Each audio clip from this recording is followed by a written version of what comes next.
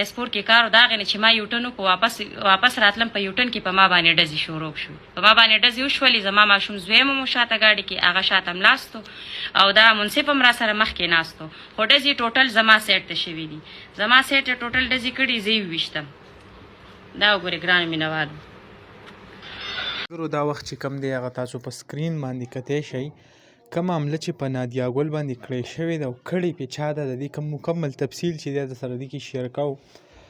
د دې چې کومه وینا ده دا رنګوي چې ما باندې د روژې نه مخکې هم یو اټیک کړی شوی و په هغې کې به ما ډزې شوي او زه چې کور ته رالم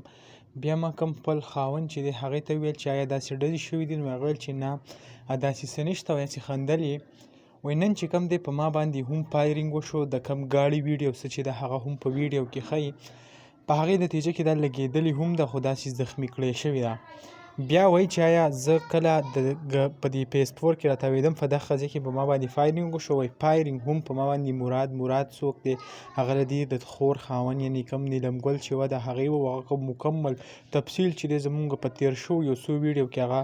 ذکر کړی هم مونږ و چې هغه کومه قصه چې په سوشل میډیا روانه وه هغه لا ختمه نه وه چې دې پکې د خپله مسله راویسته او د دې زه به تاسو ته دا وایم چې دا دواړه چې کوم دی هغه په یو خور او یوې بله خور د هغه هم په دې دوه درې خویندیانې چې دي هغه په درې ورونو باندې هغه واده دي او په خپل منځ کې چې کوم دی هغه دا درز جوړ کړی دی نو کوم دا ویډیو چې راغلی به کوشش کوم را روان کوم نیکسټ ویډیو په ډېر تفصیل سره جوړ کړم او تاسو ته مکمل حقیقت هغه وویم